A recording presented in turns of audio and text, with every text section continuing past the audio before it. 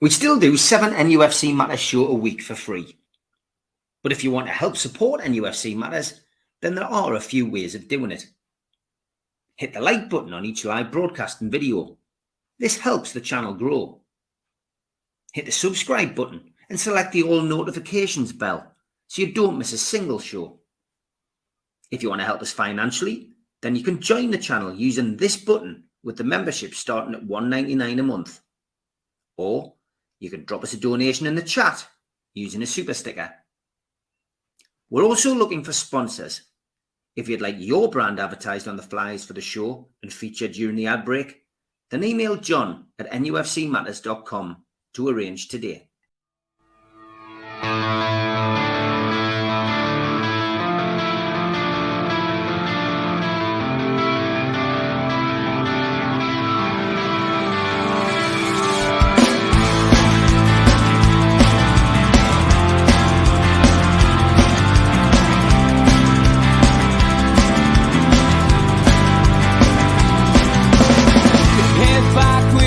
Attack. It feels like I've been talking to myself again, but it's the only way you're ever gonna learn. You look back and it's all in the past. I'm dwelling on the thoughts I cannot say to you. Welcome along to NUFC Matters with me, Steve Wraith. Delighted to see I'm joined by Sculptor Tom Maley. How are you, Tom? I'm very good, Steve. Thanks for having me on. Good to see you again. Yeah, great to see you too, mate, and great to see some of the sculptures that we know you for, and the reason I wanted to get you on really just to see how you were doing, whether you had any more plans in place. But those of you who can see, not the greatest of pictures today, so we'll apologise for that because the internet has let me down a little bit. But we've got the Shearer statue, got the Sir Bobby Robson statue, and we've got a few other fascinating piece of work. I've got some great pictures of all of these to come, but what I would like to do is get a little bit inside Tom, where he comes from, what's his, why did he start this particular journey, where are you from, Tom? Where were you born, mate? I'm a Stakeford lad, which is a little village just outside Ashington, so I would say Ashington's my hometown. So I'm born in 1962. My family came up from Durham for my father to work in the old Linemouth pit, the old Linemouth Ellington colliery, as it was back then. So, I've been here since I was a 6-month baby. I went to school in Bedlington and then in Newcastle, and served my time as a 16-year-old locally near Bedlington as a mechanical engineer. Was always interested in art and sculpture, encouraged by my dad, particularly to try any kind of art. And sculpture was something I always practiced in my spare time and weekends. So it was a hobby that got out of control, hopefully in a good way, I'd like to think. But that's how it all started, evenings and weekends, and then eventually full time after 2000 when I did a big statue for Middlesbrough of Wilf Mannion, their golden boy, which came on the back of my Jackie Milburn statue that I had outside the ground at St James's from 96 till 99. A lot of your younger viewers probably aren't even aware of its existence, but I think you're just old enough to remember, Steve. And I'm still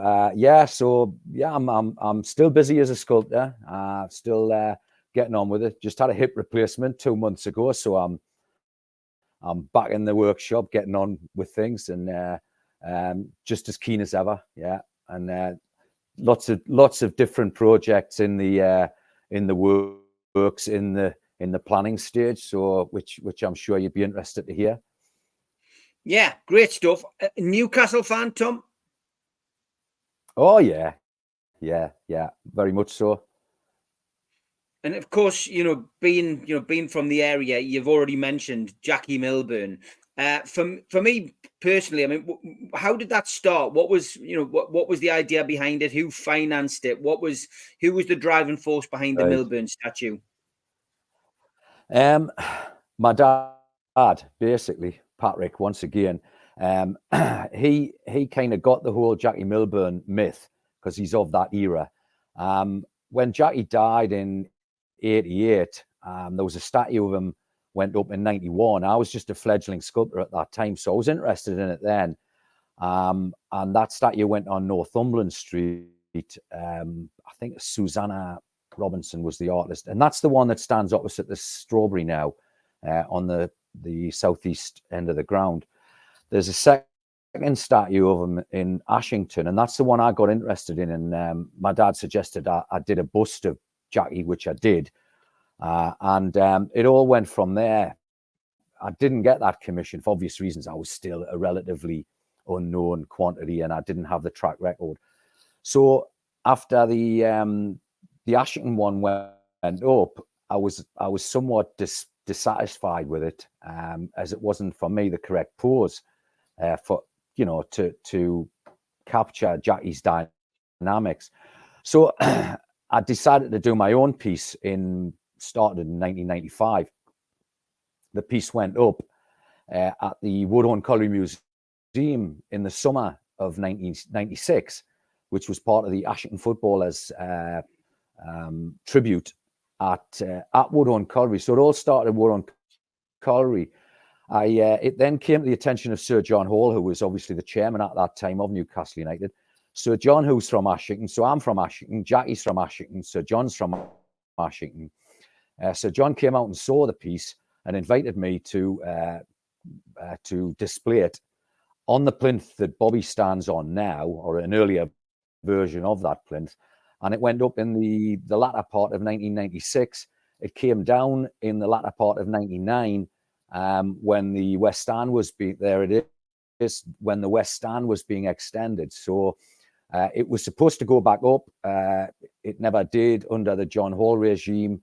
When Freddie became chairman, Freddie decided he would commission it in bronze alongside the new Alan Shearer statue, and that was all going fine until, unfortunately, there was a fallout between two certain parties, and the Shearer statue was put on hold officially, but really it was cancelled by the then regime, by Mike Ashley's regime, and unfortunately Jackie was caught in the crossfire, as was I. So Jackie was kind of cancelled again, and I basically had forgotten about it until there was new ownership, and then I thought, oops, maybe there's a chance to resurrect the idea if there's anyone still interested in Jackie.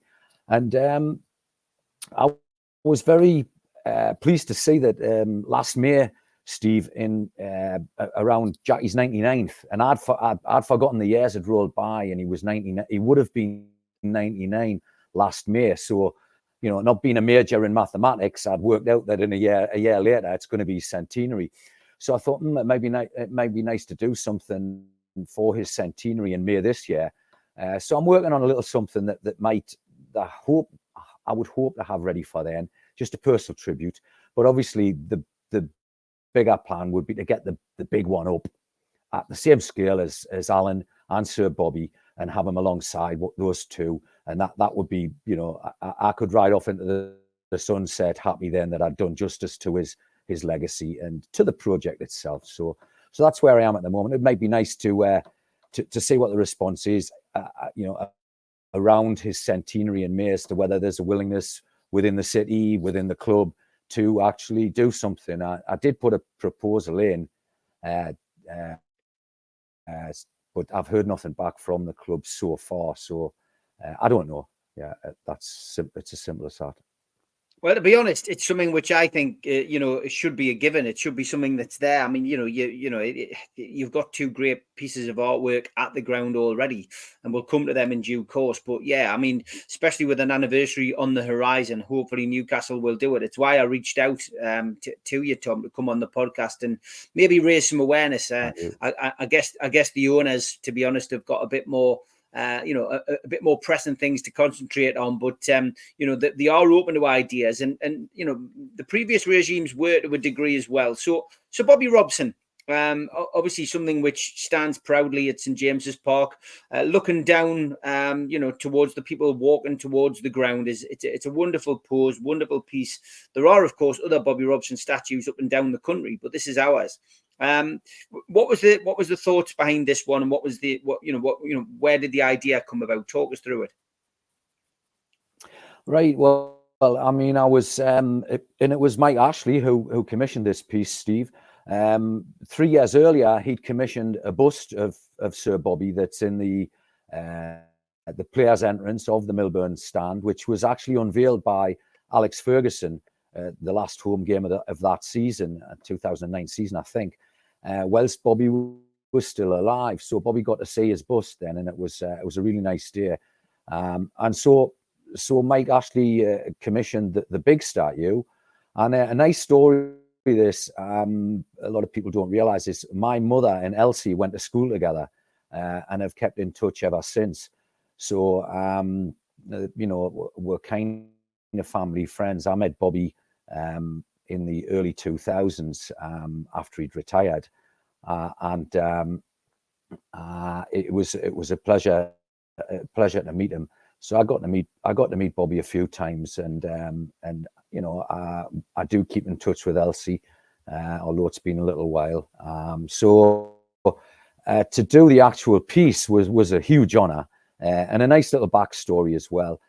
But the Bobby piece itself, the pose, I was trying to get across some gravitas, where he's standing and he's looking south, which is where his journey took him. It took him down to Fulham, and then it took him all over the world. So he did head south, literally and metaphorically, and so he's looking south across the Tyne and beyond, and he's kind of looking over the city, which is kind of a nice. He's the guardian of the city, if you like, looking across the city and beyond, and he was often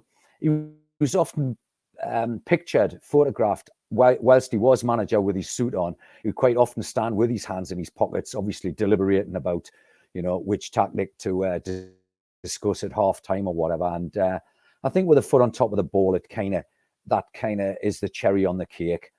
It's not the only monument with a manager with his foot on the ball, but I think there's a reason for that. It's a very fitting portrayal of the character, particularly in this case, Bobby. Obviously, the day itself, when it was unveiled, tell us about that, because that must be a really special moment for you as a sculptor and as a Newcastle fan to have a legend such as Sir Bobby have a statue unveiled. What was it like that day? It was really quite moving, because I'd been so taken up with just getting it there on time. So it was an engineering exercise. So I was just head down, doing, with my engineering hat on, if you like, getting the thing in place, getting, details like getting the veil in place it's not the simplest of things, right? Particularly if the wind's blowing. So I hadn't really had time to think about what was going to happen that day, and I literally hadn't slept all night. I'd been up all night getting things ready, as you do with these last minute projects. So when it was unveiled, it was kind of it was very euphoric, but I was literally exhausted. I was sleep deprived. But I did notice there was a family next to me, and there was a mother there with her family.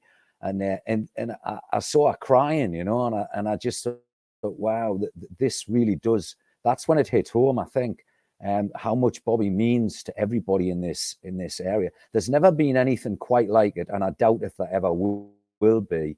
I know it's a cliche. They broke the mold when they made Bobby, but they actually really did.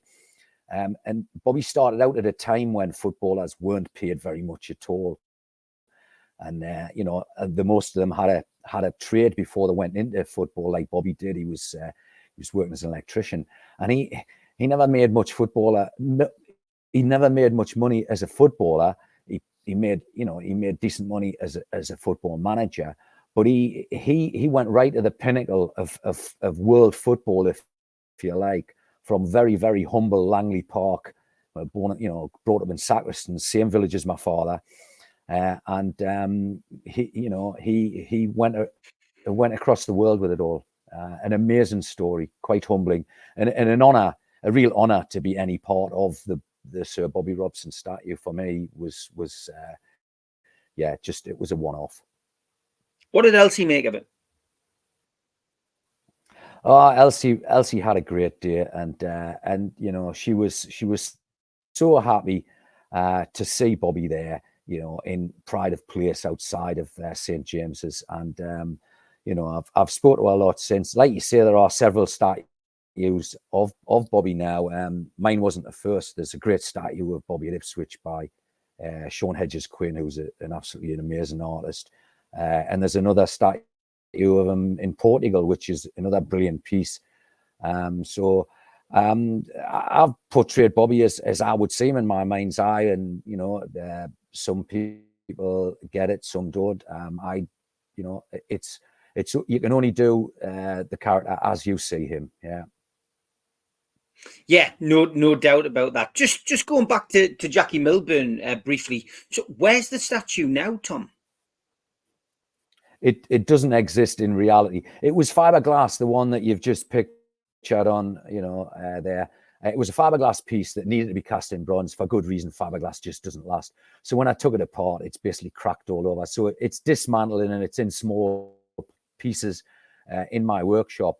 But after it came down, I actually remodeled it. The piece that you're seeing now, which is that version there, which looks almost exactly the same, but it's actually slightly more refined. When I did the piece in '96, I was a relative newcomer, and the new version slightly slimmer because as a pair, Alan and Jackie, Alan's a stone and a half heavier than Jackie, more muscular. Alan's got another stone of muscle on him than Jackie. Jackie was quite slender in comparison. Alan Shearer, although they're the same height. So when I was modeling them as a pair, I had to slenderize Jackie and make him more like he actually was, so that Alan looked right, So it was an opportunity to remodel the piece. So the piece that you're seeing there now is captured as how am I doing this?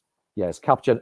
I have that captured as a digital model now. So I modeled the piece at life size in clay with the new technology we have. Our 3D laser scanned the piece, and that 18-inch high version is produced from a 3D laser print, then new molds and bronzes cast from these. So these are all scale models that you see here of the trio. They're all bronze pieces, and they've all been produced from the same. So the Bobby that you see there is an exact scale replica of the one that stands outside the ground in every way, because it's produced from the 3D laser copy, 3D laser print, and same with Alan. So the big version would simply go the opposite way. We'd make a big 9-foot version using CNC machining and then taking new molds, and then you make the bronze from there. So all the work's done. It's basically, it would be a build to print, if you like. A lot of work, but nevertheless a build to print. So it's hard for people to get their head around, but that's how modern sculpture is almost entirely made now. Yeah. How long would it take to make the Jackie Milburn statue if you were commissioned? I would have to get it. It mostly all the time would be taken at the foundry. I would think probably about 3 months. 3 months to get the piece made, and then it's more the planning and the groundworks and things like that would probably take about the same. So you could probably turn one around in 6 months. I did a project when I was younger.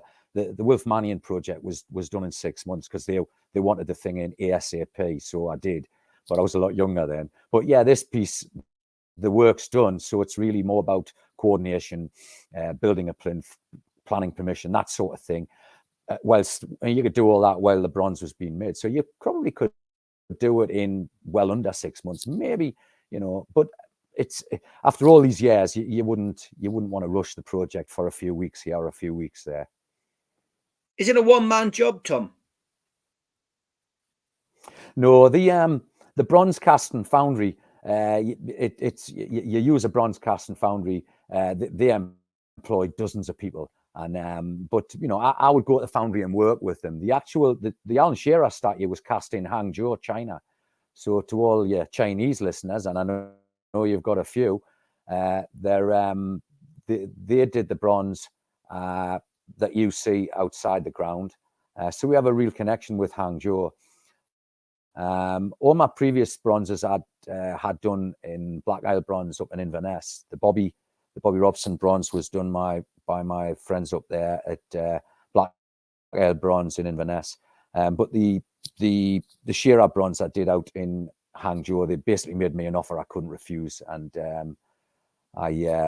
it was an opportunity for me to travel to China and spend some time in a different country, and working in their foundry was really an eye opener in many good ways. I really enjoyed it. Okay, let's talk about the Alan Shearer statue. How did that one come about? Whose idea was that, and you know, who commissioned it? That was all Freddie, I would say. Really, Freddie was the driving force behind it all, and Alan was very involved. You know, I got to meet Alan on a handful of occasions, and we agreed to pose after a series of sketches. He didn't like the first few sketches I did, and you know, he very much knew what he wanted. And that was a pose went for. People have queried the single, you know, the finger versus the you know, the open palm, and he agreed that he was mostly seen with the open palm. But for the statue, I said, look, let's use a little bit of artistic license. You did occasionally use the pointed finger, and particularly when he scored his last goal against Sunderland. But also from an artist's point of view, the flat hand looks good on a photograph, but as a static piece of sculpture, it doesn't work as well. It doesn't have the same dynamic as a clenched fist and a finger. And so he agreed with that, and I think it was the right thing to do. But he got me to shorten he's got shorter fingers than I realized. I was scaling my fingers up. I must have long, slender fingers. He's got shorter, more muscular fingers, so I had to shorten the finger for him. I got that too long on the first version. Yeah. Why was it placed? Yeah. Why was it placed outside the ground to start with? Why was it placed where the toilets used to be? Yeah. Well, that was the reason. I mean, Freddie commissioned the piece back in 2007, and then very quickly he was no longer chairman because Mike Ashley bought him out. He was forced to sell. I'm sure Freddie would have still been there yet, you know, until his death, if he could have been. But he was, by the conditions of the city, he had to sell. I mean, the City of London there, the stock market, once a certain amount of stocks shares are sold, you're obliged to take an offer, and so he was forced to sell. So Mike Ashley came in, and I started the project back up with them. They were going to continue with it, but it was slow, and I was, you know, there was a year went by, nothing much happened, and then after a while, I was starting to get the project moving again, and it was all going ahead. And then, of course, we had the fallout between Alan Shearer and Mike Ashley. So that was it, basically. The statue officially was on hold, but in real terms, it was cancelled. And so nothing happened for years and years and years. And then back in the early part of 2015, I would keep in touch with Freddie because I'd got to know him, and I would say, you know, look, there's nothing happening with a statue. And he quite rightly said, look, it's up to the club. It's not our business now. I'm out, you know. And then I think over the years, Freddie probably realized nothing was happening. And it's that old zeitgeist thing. I think he probably was, you know, just starting to feel a little bit more nostalgic, thinking about heritage and things like that. So Freddie stepped up, and the Shepherd family put the money up to A, demolish the toilet block, B, to fund the whole thing, which was a lot of money. Not just the bronze. I mean, the bronze would be part of it, but the demolitions and the reinstatement of the actual site was a huge amount of money. And you know, the Shepherd family did all of that. And the reason they put it there was the club, even then, wouldn't allow the statue to be on St. James's Park land. And I'm not speaking out of turn here. That's just a fact. So I thought that was a shame. So it was there and it went up in 2016, as you well know. You know, I spoke to you on the day, Steve, and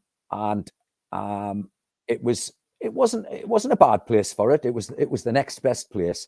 And then, of course, the club sold, and the new owners obviously were curious as to why it was where it was put, and then once they got the full story, they decided they would move the statue to where we see it now, which I couldn't have been happy. I was a very accidental and grateful recipient of what happened. They weren't doing it for me, let's be honest. But yeah, I was delighted to see it. And I was very much involved in the design and installation of that piece, because they're not really designed to be moved. So it was a bit of an extraction job. And it's lovely to see the two pieces together now, where they should always have been. What did Alan say when he saw it for the first time outside the ground? Alan was absolutely he was made up. He's not a one to enthuse too much. He's very understated in his manners. As he should be as a pundit on Match of the Day and the media work that he does. He's always been very reserved about what he says, but he had a great day that day, and we all went to the Palace of the Arts, the old exhibition park venue for a reception, and I've never seen him smiling as much, probably not since he scored against Sunderland. But he was a very happy man that day. I got some photographs of him smiling next to his the pieces that I took there. But Freddie also, it was lovely to see. Freddie had a great day, and he just never stopped smiling all day. And I think it was that, even though it wasn't in the best of places at the time, I think it was Freddie parking his tanks on Ashley's front garden lawn. Was letting him know who we really all are, and so. It was a wonderful day. I want to remember. I mean, Alan was so happy. He even took us down to Harry's bar and got everybody a drink for the afternoon. So yeah, I definitely think he enjoyed it. Yeah, it was a great day. It was a privilege to be part of it, and yeah, an amazing time. So you obviously have done so many pieces, and obviously from your perspective, you've made a career of it. I want to ask you about this one. I've always found this one fascinating, Tom. Right. I thought you might like this one, Steve. I used to call it Fred and Doug, the Siamese Thugs. I've changed the title to Mac, as in Mackham, and Tooney. So Mac and Tooney, the conjoined loonies, because I just think it's a better handle. And the concept is that their mother's from Sunderland and their father's from Newcastle, right? So they are a hybrid. And it does happen. And obviously one supports Newcastle and the other one supports Sunderland. It's theoretically possible, right? And they're joined at the beer belly. So they're conjoined at the beer belly because they both drink too much, which is nothing wrong with that. And so they've fallen out over the colour of their stripes. They're exactly the same. They're as genetically identical as it's possible to be. So it's a humorous piece, but it's also it has its serious side to it as well. It's like, this is a game. And my parents are from County Durham, Langley Park and Sacriston, as I said. My dad was a Newcastle United supporter through and through, but he did used to go and watch Sunderland play, right? And there were a lot of Durham miners did do that, and a lot of the Durham miners who came to Ashington, there's a strong contingent of Sunderland fans in Ashington because of that, because it was split down the middle, Durham. Half were red and white, half were black and white. My dad was black and white through and through, but he was, he would go and watch Sunderland. A lot of people don't know this, but so did Sir John Hall back in the day. It's not a well-known fact, but he once carried a season ticket for both grounds. So this piece is about, it's a bit of social comment. It's humorous, and it just makes for a good photograph as well. Yeah, definitely does. You sent me a couple of pictures of this piece as well. Tell us about this, Tom. Right. This is my latest project, Stephen, and this is a one that the Toon faithful should really be interested in. I'm calling it Seahorse Rising, right? And if I can bore you very, very briefly, in Greek mythology, I'm all about Greek mythology. A lot of my pieces start is developments of modern day versions of Greek mythology, like the Icarus piece I've done and the Minotaur. This piece in Greek mythology, the seahorse is a beast of burden that pulls the chariot of Poseidon, the god of the oceans, through the waves, right? Now, I'm showing this as Seahorse Rising. So it's actually short for the fall of Poseidon, Seahorse Rising. The fall of Poseidon in this instance is Mike Ashley. Mike Ashley's fallen. So the god, the evil king is dead, and he's not, right? He's not. But the god of the oceans is dead. He's been replaced by the new owners, So he's been vanquished by, shall we say, Amanda Stavely and the new owners. So he's fallen, and now the seahorse, which epitomizes us lot, the fans, the city, the spirit of the city, if you like. They're no longer beasts of burden. The club's on the rise, and the fans are on the rise. So the good times are here again. It also evokes a time when the seahorse has previously been rising, which I would suggest was under the John Hall, Freddie Shepherd, Kevin Keegan era. And the Sir Bobby era. So it evokes previous eras, but it also definitely references the present mood on Tyneside, where the club's doing well again, and people are happy. So it's a project I'm on with. That's the first of 12 pieces. If I can move around there, I'll spin that around if you like. But that's the one on the top there, you can see. And these are just tiny little thumbnail pieces. It's a team of 11 plus one. The one on the very top is the manager. So that could be Kevin Keegan, if you like. And the rest are all different players. And that's the kind of scale I'd like to do the piece at eventually, life size. So if they were life size figures of humans sitting next to them. So there's even a goalkeeper there, and some of these figures I'll develop. But the one that you're looking at now is the first of that one there is the first of the 12, and so that's my current project, Seahorse Rising, short for Fall of Poseidon, Seahorse Rising. I think it's a one that the football supporters, but the people of Newcastle as well, could be interested in, shall we say.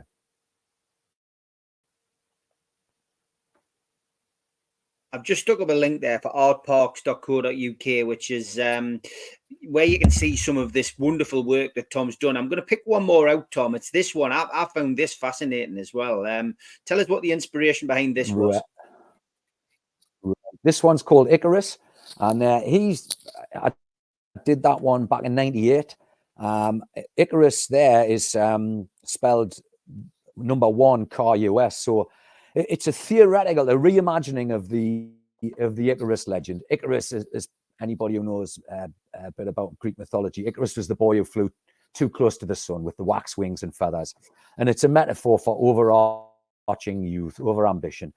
My version of Icarus is a reimagining of the return of Icarus the man, as if he'd survived in the 21st century, and he's got a US V8 engine inside of him, so he's got 8 exhausts coming out. He's got a crash helmet on, just in case. And that piece, I've had that piece on display in Silverstone, in the paddock outside Bernie Eccleston's bus. Bernie and I actually shook hands on a deal, and he was going to do that big version there that you've seen, which was going to be like Angel of the North size, and we were going to site it at Silverstone or at one of the Grand Prix cities that he was so involved with, but. Such was my look, a bit like what happened with me and Freddie, and then Mike Ashley, and then at the time Bernie was in court in Cologne over whatever. There was a blackmail story going on, so he faced court time, and I think he just forgot about the project. But he has the number 1 bronze of that series. I only make a few of them. And it's a piece that I still display to this day. And I actually had an inquiry from the Qatar Grand Prix last year. They were interested in having a big 5-meter version for their Grand Prix, but they'd left it too late, and we didn't have time to get it over the line. So there's still interest in the piece, and who knows, one of these fine days, you know, with the wind blowing in the right direction, I might get a big version of it out there one day. But it's a possibility. Who knows? Can people buy replicas of these? You've got smaller versions there. I mean, I can imagine they're quite expensive. Yeah, But can people buy them, Tom? they are. They're all for sale. The bronzes that you see behind me, the Icarus that you've just shown, I've got a couple of Allens, a couple of Bobbies, a couple of Jackies in stock at the moment. If anybody wanted them, they are expensive. The footballers start at 4,000 for they're only an edition of 12. I've sold 6 Bobbies so far, so there's 6 left. I've got 9 Allens still available. I'm just really selling them by word of mouth. So if anyone was interested, they're a really good investment. And the Icarus bronze is for sale as well. And the Seahorse that you just showed, the Seahorse Rising, that piece is 3,000 if somebody wanted to order one. They're all available. Yeah. So what's the dream? What's the dream for you then, Tom? Is it to have your version of Jackie Milburn back at the ground at some point, or would you like to see something else up there, or are you happy with your lot? Jackie would do. If I could get Jackie back at St James's Park, I can ride off into the sunset, a happy man, job done, project finished. I would love to get the Seahorse. There's 2 Seahorse projects. I don't know if you can see that other one there, which is between Jackie and Sir Bobby. That's a piece that I'm on with. It's a personal tribute to Sir Charles Parsons, the inventor of the steam turbine. So I'm all about the Seahorse, I'm afraid, and I make no apologies for that. That's a project I'm on with at the moment. I'm on with the Seahorses that we've just discussed. I'm always on with Icarus. He's always not far off. But Jackie would be the final piece. If I live long enough, I'd love to see a Supermax statue out there. He was my boyhood hero. I actually met him when I was 10-year-old. I was playing football for a football team. I was centre forward, believe it or not, for a football team called Wansbeck Wanderers. And if Malcolm's listening, he might remember, Malcolm, Wansbeck Wanderers came to your shop, your boutique in Central Square with Bob Gladwin, and he'll know who I mean. So you could run that one past Malcolm. I'd love to see a statue of Supermac out there. He was the boy. Yeah. It's always the big argument. I think Supermac certainly deserves his place up there. I think Hughie Gallagher would be another one, and I think Kevin Keegan. Yeah. The reason I didn't mention Kevin would be top of everyone's list, and I know that. I believe he's been asked, and I think he's declined. And that's only, don't quote me on that. That's what I've heard. So I think, yeah, he would be first on everyone's list. So after Kevin, Supermac, and then going back in history, yeah, Hughie Gallagher, definitely. Mm-hmm. Yeah, I would agree. I think it's a great idea. It's a great principle. Anything else that you want to talk about with regard to sculptures? I think we've covered a lot. I do have, again, I'm about the Seahorse. I'm looking to do another project, if and when I find time, called Shield of Dreams, which is based on the club badge, which is based on the coat of arms of Newcastle, which again features the Seahorse. And it's to a tribute to all the people involved in the club, the likes of Freddie, Sir Bobby, Jackie, and any of those figures you've just mentioned, Hughie Gallagher, is to do a small tribute in relief, which is the style of the actual coat of arms. So that's a one that's in the sketchbook at the moment. But as and when I get some details, Steve, I'll keep you, I'll keep you up to speed on that one. Just talking about football, Newcastle United, what have you made of this season, and how do you think the season's going to finish, Tom? I think they seem to be getting back into their stride again. Obviously, you had that run of 7 or 8 games, which were just disastrous. And yeah, I mean, lots of injuries.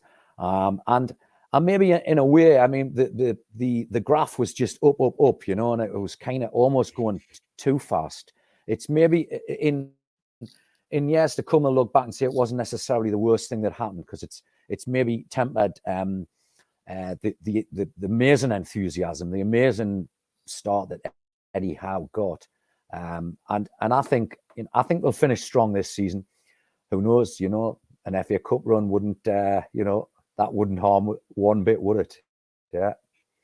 Definitely not. Definitely not. Well, hopefully in the future, you'll still be here to build the Eddie Howe statue for the man who wins us our first trophy in many, many years. We'll wait and see. But Tom, it's been fantastic to get you on.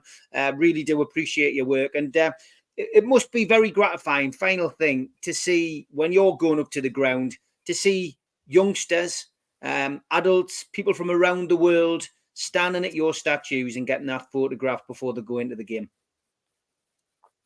It is.